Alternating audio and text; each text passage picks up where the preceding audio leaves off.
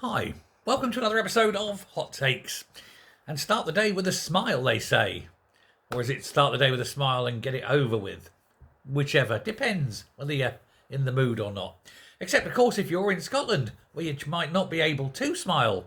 There is a massive dental crisis. In fact, it's so bad that £84 million was spent on emergency dental treatment just last year. £84 million that the NHS has had to spend out getting various procedures done as a matter of emergency.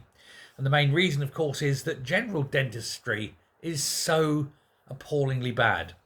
Regular checkups are a thing of the past.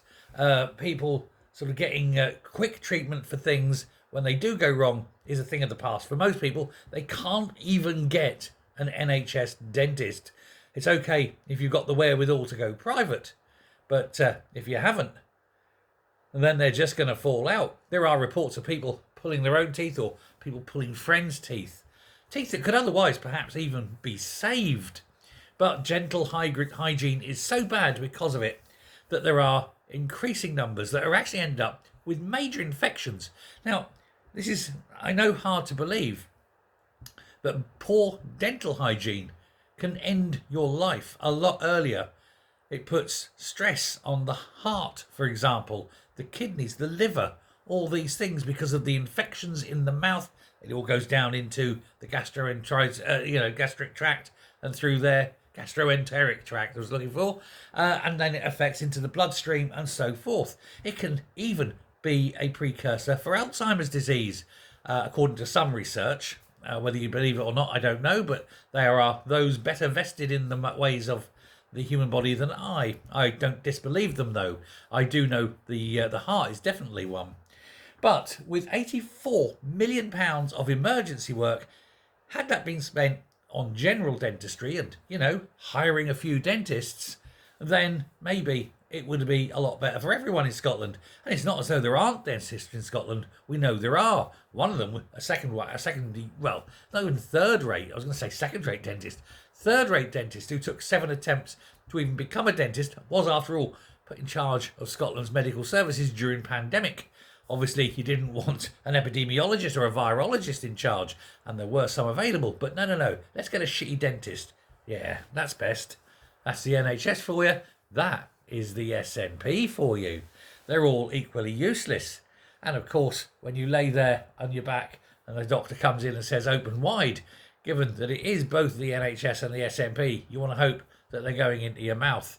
But Paul Sweeney from the Scottish Labour said that these figures provide a very worrying snapshot into the postcode lottery when it comes to dental care.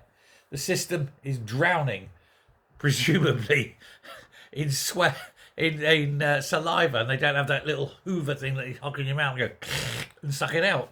But they say the system is drowning in overuse, and they just shouldn't be like this. And of course, Scots should not have to endure terrible teeth or excruciating pain for the sake of a few pounds.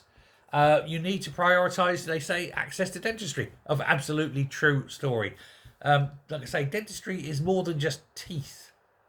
It's all sorts of health. And of course, a lot of things like mouth cancers and things are often picked up first by dentists who then refer you to a maxillofacial, what's the word?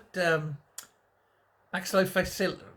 Oh, I can't remember what it is. Whatever, maxillofacial. It's basically jaw and face and upper thing.